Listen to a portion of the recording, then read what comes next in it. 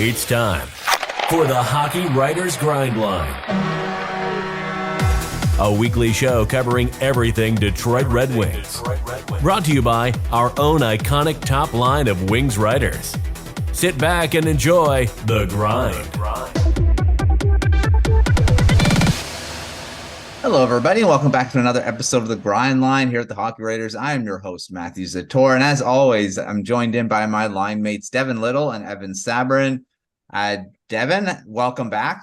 We were at a one game healthy scratch. How's it going?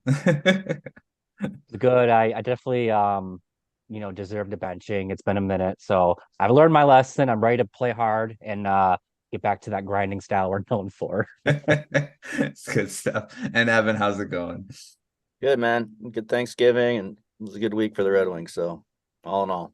Yeah, definitely. I'm in Canada. I don't have Thanksgiving here. I already had that in October, but happy Thanksgiving to all our American viewers, which are probably most of you because you're Red Wings fans, although they're probably Red Wings fans in Canada too. So shout out to everyone that's watching the show. But before we get into this episode, which is a lot of positivity because the Red Wings have won 2 in a row now, including one against the Boston Bruins. Their Bruins have lost 2 games in regulation. Guess what? Both games will have in common.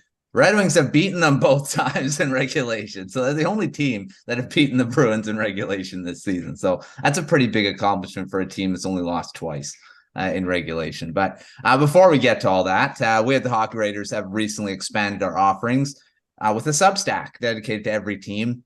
So that was one for all the day's best articles. As a Red Wings fan, you don't want to miss any of this great content we are producing right now. Red Wings Substack makes that possible. Sign up for the THW's Red Wings Substack. It'll get articles delivered directly to your inbox multiple times a week. And we also offer a premium subscription that gives you access to exclusive content you can't find anywhere else. That includes game chats, game day previews, specialized articles, and all that fun stuff. So join now, get a discount annual subscription, and the sign-up link can be found in the video description below. All right, now that we got that out of the way, let's get to our one good, one bad to start off our show, as we always do. Devin, I'll let you go first. What's a good and a bad from this past week here? I'm just gonna kind of do some all-encompassing goods here. 2 wins, right? The games in Sweden weren't all that fun. Glad I wasn't here to wasn't here in the last episode to sulk about it. And I'm here to enjoy the good times, right? And then like you said, Matt, they beat the Bruins and they are the only teams to beat them in regulation. So if they happen to sneak into the playoffs and have a matchup against the Bruins, I hope that Bruins fans are shaking in their boots because apparently the Red Wings are their kryptonite this year. So that's exciting. And then my one bad. Honestly, it's one of those weeks where I don't even know if there is a ton of bad. Just I don't want to dwell on, there's good juju going, right? I don't want to dwell on any minor thing there's going on. But I will say that it is it's this I'm gonna kind of squeak this in because I wasn't here last time to talk about it. It was upsetting to not see Berggren or Edvinsson or any of their other Swedes that are in Grand Rapids make the trip to Sweden. I focus in on Berggren on this one because he was with the team last year. I'm sure when it was announced that they were going to Sweden this year, Berggren thought he'd be on that trip. And for him to not be with the team when they did, I'm sure he was a little disappointed. I'm hoping that in the not too distant future they make another trip to Sweden when they have more of their Swedish prospects and whatnot on the team, and they'll be able to be even more well represented on the ice instead of just the alumni that they kind of had to boast while they were there. Yeah, it was only Lucas Raymond, right? That just Raymond, yeah. Swede, which Red Wings are known for their Swedes. Only one on the roster in that game, so those games. But yeah, that's how it goes. And Evan, give us a one good, one bad from this past week. The good was today. The power play looked actually good. 2 for 6 on the power play today. I'd even say 3 for 6 because that goal that Fabry pumped in from Daniel Sprong came right at the end of it before the defender gets out of the box. It looked good. There was really good puck movement today. I really liked what I saw, especially these last 2 games. And the bad's kind of a gross one. I don't know if you guys saw this, but it was on the post-game show, and I don't know what Chris Osgood was doing for Bally's, but he literally was calling the game shirtless. I don't know if you guys can see that up in the booth. And yeah, someone up there tweeted out. I'm not going to say that person's name, but yeah, that's going to be their new rallying cry now. So we might have to see more of shirtless Chris Osgood, who even admitted in the post game show that he really needs to start tanning. But yeah, funny moment today. It was a good day. I'm glad things worked out. It's been a good 2 games here.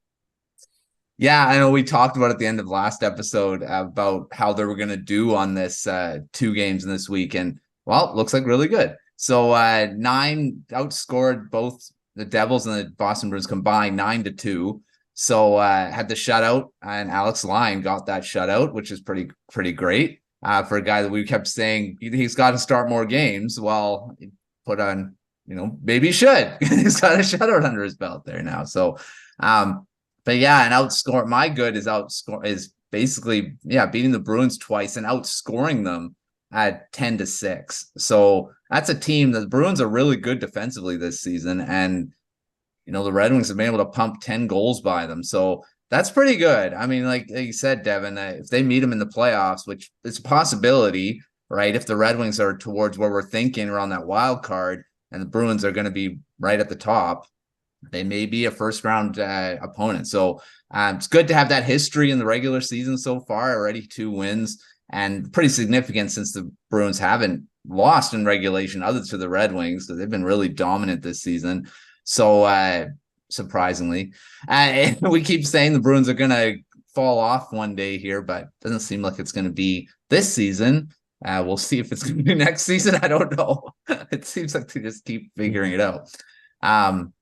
I don't have any bad this week, really. I mean, Red Wings have kind of turned it around since that Swedish trip now. Yes, it's only 2 games, but they're going to be playing the Wild coming up here, and then the Rangers and the Blackhawks. So, I mean, one really tough opponent, and the other 2 maybe they're not doomed too well, but we'll see how that kind of goes. So I don't have a bad, so I'm not going to give a bad. I'm not going to reach for straws here.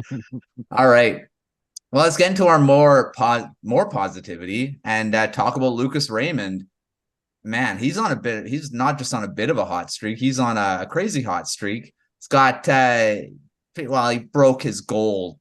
I mean, he was scoring a goal a game the past 4 games, but couldn't score today. He did score in the last 4. So he's doing pretty well. After we were saying, well, he maybe kind of dropped off when you got to Brinkett scoring a ton of goals there at the beginning, and he wasn't really scoring. He's got 8 goals now. Evan, I'll start with you. Is this just a hot streak that he's on, or is this a start of something really good and he's going to break out? Yeah, I'm hoping it is. I mean, he looks like a completely different player than from last year. I mean, last year he's given up that puck and not taking the shots, and this year he's toe dragging, he's firing it at the net. He did have an assist today. He did ring one off the post in the 3rd period. And you got to remember, this kid's only 21 years old, and he's still a little kid, But no, he put on the weight this year. He's not getting, he's winning puck battles. He's great on the forecheck, and I really like what I'm seeing out of him. You can see the confidence just oozing out from him under him. So, yeah, he's looking good. I think he's going to be the real deal, and Stevie Y might have to pay up. For sure. Yeah, he's only 21, and it's amazing seeing how good he's started. Even though you said, well, may have had a little bit of a sophomore slump last season. Still had 17 goals. So it's not like he fell right off the map, but on pace for now 35 this season, which, thanks to the hot streak, but yeah, he's on pace for that. Devin, what do you think about Lucas Raymond's performance lately? I mean, like I say, he's just been dominant, putting the puck in the net. Well, Evan has brought props recently, so I want to make sure that I highlight my bobblehead here. Lucas has been real good. 7 points in his last 8 games. He was arguably the Red Wings' best player when they did play those games in Sweden. And it seems like that has carried over back here in the States. I know it's pretty well documented on the show that I'm a huge Lucas Raymond believer. So I'm inclined to say that this is a sign he's coming. it's one of those things where he's definitely a player that needs to have confidence. I think we saw that a lot last year where he just wasn't able to get confidence going, and it showed. He was easy to knock off the puck, and he wasn't sure. He would hold on to the puck a little too long, or he'd force plays that weren't there. And now the pucks are going in for him, the plays are being made, and that facilitates or that creates confidence, which then facilitates offense. And I think that he's a player that as long as he kind of just continues to do what he's doing, it's sustainable. I don't think he's doing anything crazy that won't be sustainable over the long term. And also for what it's worth too, that I think is important to highlight here is that at least in recent games, they have broken up that top line of DeBrincat, Larkin, and Raymond. So he's not just doing this with the other two best offensive forwards. He's doing it. I don't want to say by himself because he's not, but it's not like he needs those two guys to do what he's doing, and that's a good sign. And then kind of my last point here is it's also a very good sign that he's scoring, because I've never really doubted that he can be a playmaker. In fact, that's kind of what he was really billed as coming out of his draft season. Was going to be more of a facilitator than a finisher. But like you said, 4 goals in 4 straight games, and he's on pace for north of 30. That's a pretty good scoring forward, right? That's it's not out of the realm of possibility to say he's going to have a 30, 50, 80 season. And that's a breakout season if you ask me. So really, like Evan said there, he's added strength. You can see it. He's got confidence going. Unless he runs into like just a bad streak of bad luck, I don't see this stopping. I think this is kind of going to be remembered as the year that Lucas Raymond really arrived in the NHL. And he's gonna he's gonna want the money too. Absolutely. His 3-year entry level contract done. So and Yzerman's got to re-sign him at the end of this season. So yeah, he's gonna be worth quite a bit if he scores 30, and on pace for that right now. My off the rush question is going to be that Evan, do you think he hits 30 this season? What do you think about his goal totals at the end? I think he does. I really see it, and the chances have been there, and like I said, he's not afraid to shoot like he was last year, and we saw that way too many times where he was giving up shots that we knew he should have taken. Even the crowd, you could hear the crowd react when he had wide open looks. But I think somebody in the organization hammered it home with him, saying, "Hey, we need you to shoot the puck," and he's been doing a great job. I'm very, very impressed with him. Yeah, for sure. Devin, do you think he'll hit 30 this season? Oh yeah, I'll even like call my shot here. I'll say he gets 33. There we go. I'm gonna say he hits his projected 35. I always like going the higher and be more optimistic, and that means he plays all 82 games too. So hopefully that rings true. He did play all 82 in his rookie season, so it's not like and 74 last season. So he's not injury prone by any means. So we'll see if he can hit that 30 goals. Stay healthy is the biggest thing. But yeah, he's sure he has impressed me too. I mean, that one thing about he was scoring goals in his rookie season, he had 23. So I mean, but now that, like you say, Evan, he's shooting a lot more. He's getting those chances and putting them in. So he's also not just scoring against the lower end teams too. Like he scored against the Blue Jackets, but the Devils, the Maple Leafs, Bruins, and the Islanders, I would say, is pretty significant too because of their goaltending. So he's not just scoring against the lesser teams and the lesser goaltending too. So that I think that's a big thing too. All right. Well, before we move on to our next half of the show, which we're going to be talking a bit about former GM Ken Holland, but before we get there, just remind you of the Substack that we have here at the Hockey Writers, Red Wings Substack. Make sure you're checking that out. We've got a lot of different things. You can sign up for the free version, which gets you 2 or 3 times a week. Articles from all the writers here at the Hockey Writers from the Red Wings team. And we also have a premium Substack, which gives you game day previews, exclusive articles, game day chat, stuff like that. But yeah, check that out if you're in the description below. I hit that link and take a look.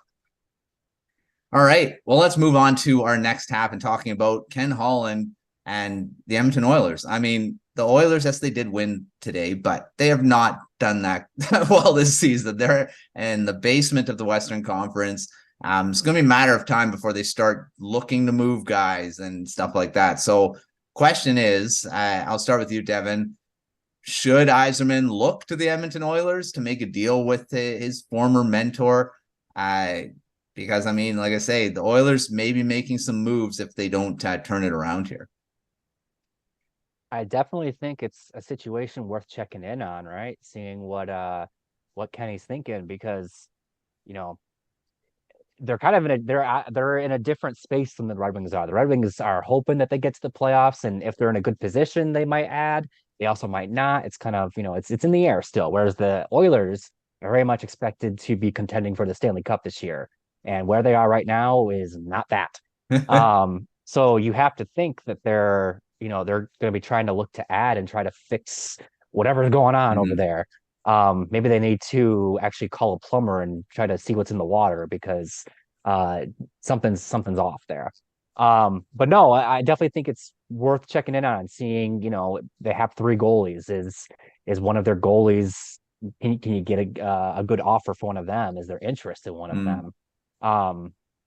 Same thing with like a defenseman or even like a forward. They've kind of got one extra player at each. Like, they have one extra forward, they have one extra defenseman, they have one extra goalie, so they can shed one of them in any position and kind of go from there and see, what they can get in return.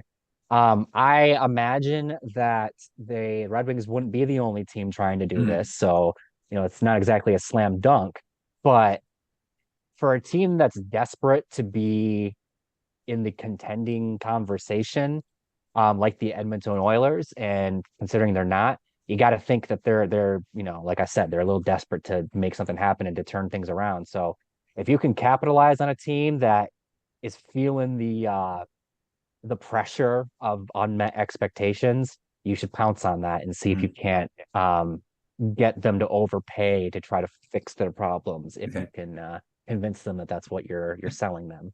Yeah, for sure.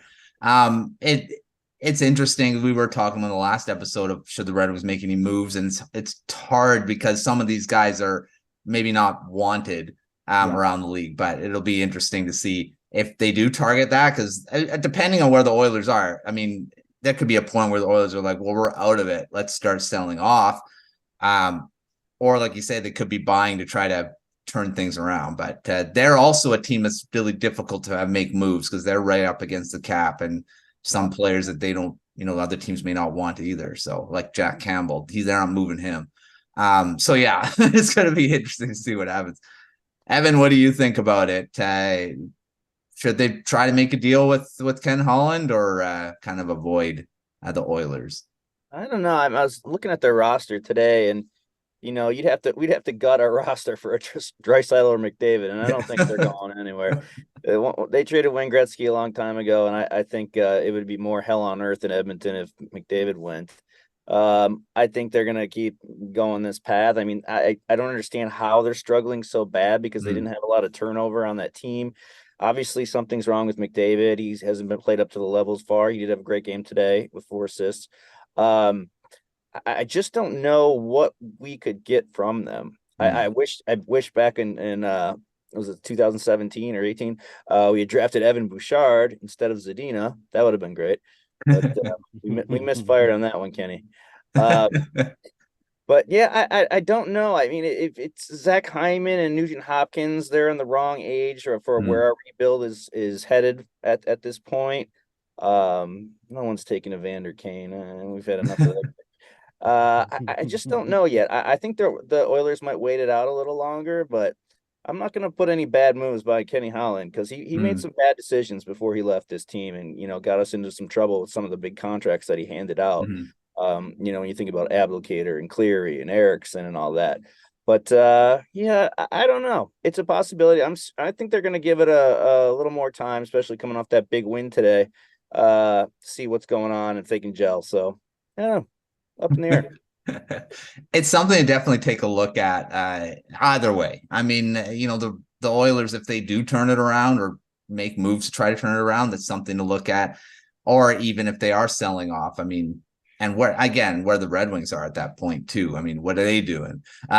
We don't know where they're going to be around the deadline, or who knows. I don't know when the Oilers are going to be making any moves. I mean, probably sooner rather than later if this, like I say, that win today may spur something, but they had that a few games ago too. So yeah, I don't know what's happening over in Edmonton, but we'll see if any deals can be made around the deadline or before that. All right, our next thing is in the spirit of Thanksgiving, and Evan, I'll start with you. What is one thing the Red Wings should be thankful for this season so far? I mean, there's a few things we could probably pick from, but what do you got? I'm thankful for DeBrincat. I mean, having this guy here has just been great. This is the goal scorer we needed, and he's been as good as advertised. It's nice to have. We haven't had a 40 goal scorer since Marian Hossa, and this guy's on pace for more than that. So I'm very thankful that he's from Farmington Hills, Michigan, and that he's very good friends with Dylan Larkin, and that he wanted to be a Red Wing, and that we brought him home. And I couldn't be happier seeing that cat play, because he's good. He definitely is. He did score today too. So that's he's cooled off like we'd expected. I mean, he wasn't going to go as crazy as he was at the beginning of the season there, but he still has a really good goal total so far. So definitely fitting in Detroit. Mm-hmm. All right, Devin, what do you got? What are you thankful for, or what the Red Wings should be thankful for? So everybody at home, real quick, knock on some wood with me. Health, I think they should be thankful for. Outside of Robbie Fabry, really, everyone's been pretty healthy. Wallman had that scare coming out of Sweden, but then he returned for the next game. Generally speaking, the Red Wings have maintained good health this season, and that's rare. Usually around now, there's at least one like severe injury that you're dealing with. But yeah, again, outside of Fabry, they've managed to stay healthy. Now, obviously, there's maybe a downside to that. You're not able to get those kids in and try to see if they can win a roster spot. That's how Berggren won his spot last year. That's how most kids seem to win their spots, is somebody goes down with an injury and then they come up and take that spot. So if you're like us on the show and you want to see the kids play, they haven't really had that chance yet, but I'll take a healthy roster over a non-healthy roster any day.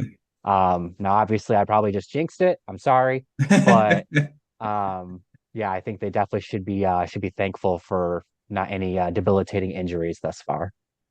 Yeah, that's definitely a big thing. And yeah, like you say, there's only been one significant one, and that was Fabry, and he's back and lineup too. And he's scoring too, which is good. And that's something that we weren't sure of how he's going to come back from the injury, but looks like he's looking pretty good. Yeah. I'm even in such a festive mood. I'm going to compliment Jeff Petrie today for his play. He made a great play on Pasta. Pasta coming in, your eyes, I'm sure the goalie's eyes were turning big like saucers, saw that, and Petrie came out of nowhere and knocked the puck out of the way. So, I think if you've been listening to the show the past couple of weeks, everyone knows I've been pretty hard on Petrie, but I was glad to see that today, and I'll happily eat some crow with my leftover turkey for that. I'm going to say the Red Wings should be thankful for all their new additions fitting in. You don't know when you sign guys in free agency or get them in trade, you don't know how they're going to fit into the team. And all of them have. I mean, Jeff Petrie's had his moments, but he still looks pretty good for coming in. It's not like he's a bad influence in the dressing room or anything like that. I haven't heard anything like that. So I mean, all the additions have had their good moments with the Red Wings, which I say is not always a thing, especially when you bring in so many of them, and they've all have been really good, especially up front. I mean, can you say a forward that's been bad? I mean, that came in, I can't. So I mean, they've all been really good. I'm in love with Daniel Sprong. I love his game, man. Love his game. Yeah, it's looking like we weren't sure how he's going to do this, coming off, when you say, well, he's not going to do that again in a fourth line role. I mean, he's not really playing. He's like third, fourth line. He's bottom six, right? But he seems to be able to go all over the lineup, which is great. I think his versatility really helps. And that's what he did in Seattle too. So that's great that he's doing in Detroit too. So yeah, thankful for all the new additions fitting in. All right. Well, before we end the show, we're last off the rush, and I'm going to ask 2 questions. So first, Devin, since we're talking about the Oilers, ideally, who would you like the Red Wings to go after? I mean, I guess it depends on if they're looking for the playoffs or not, but we'll say they're looking towards the playoffs. They're in a playoff spot and they want to bolster the roster. Who are you going after on the Oilers? Connor McDavid. What do you mean? No, other than the guys you can't get. No, and honestly, I'll even say that, like, realistically, I think Draisaitl might be a better fit for the Red Wings, because then you have Seider and Draisaitl there, and that'd be a lot of fun. But since we can't haul out the easy ones, I guess. So this is maybe just me really loving kids and Swedish players and all that good stuff. I kind of want them to maybe take a look at Philip Broberg, honestly, and maybe give him a chance and see if he can kind of start to realize his potential in Detroit, because he hasn't really done that in Edmonton. And maybe that's a product of the Oilers kind of being a contender over the last couple of years. So they haven't really had the opportunity to really add a young guy like Broberg into the lineup. But one other guy I'll throw out too, just for the sake of throwing it out, would be actually Ryan McLeod. I've always really liked his game. He's kind of big. He's kind of like, it kind of reminds me of like Michael Rasmussen, but with more speed. McLeod's actually a really good skater for his size, and he kind of is a really good fit in the bottom 6 and can make a lot of contributions that don't show up on the box score necessarily. I think he'd be kind of the quintessential bottom 6 addition at the deadline that teams typically go for. And I don't think he'd be super crazy. I don't think the cost to acquire him would be super crazy. So in terms of, adding a young piece, Broberg, in terms of maybe adding like a playoff pusher, Ryan McLeod would actually be my guy. Also has a ton of speed. He is really fast. All right, Evan, what do you got? Who would you go after on the Oilers? I know you threw out a few names there, but before, but who would you go after? I'm not up for gutting the roster for some of those bigger names, but I mean, why not Zach Hyman? We've got half our team's Michigan alumni anyway. Keep getting the band back together. These Michigan kids seem to play well. You know? They know their style, whatever. Don't think we can take on that kind of a contract. Yeah. But that would be my fun one, because, like I said, these Michigan kids they're fun to watch. I think Comfer's been a really surprising addition to me, and he's played really well in his role. So Zach Hyman. All right, there we go. Yeah, that works. All right, and the final question is: so they say at the American Thanksgiving, the teams that are in the playoff position, they usually make the playoffs. Guess where the Red Wings are? In a playoff position at American Thanksgiving. So, Devin, do they make the playoffs? Does this hold true? Well, as longtime viewers will know, I'm a big Christmas guy when it comes to that conversation.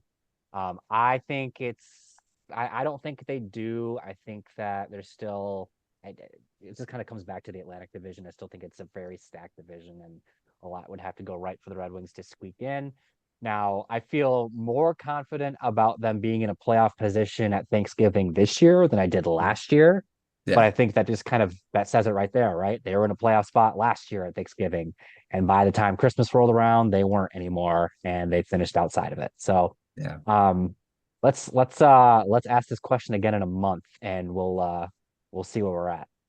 We did this last season too. I believe we asked the same question, and then we said, let's watch Christmas, and they weren't in the playoffs at Christmas. So, Evan, what do you think? Are they going to break that? Well, I really want to James Reimer this question and duck this one, because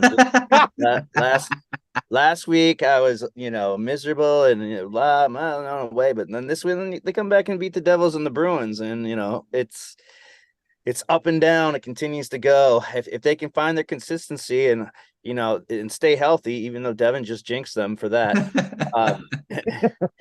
I think they can push for a spot. I think they can push for one of those wild card spots and maybe make some noise in the first round or something. But it's going to take a lot of things to go right.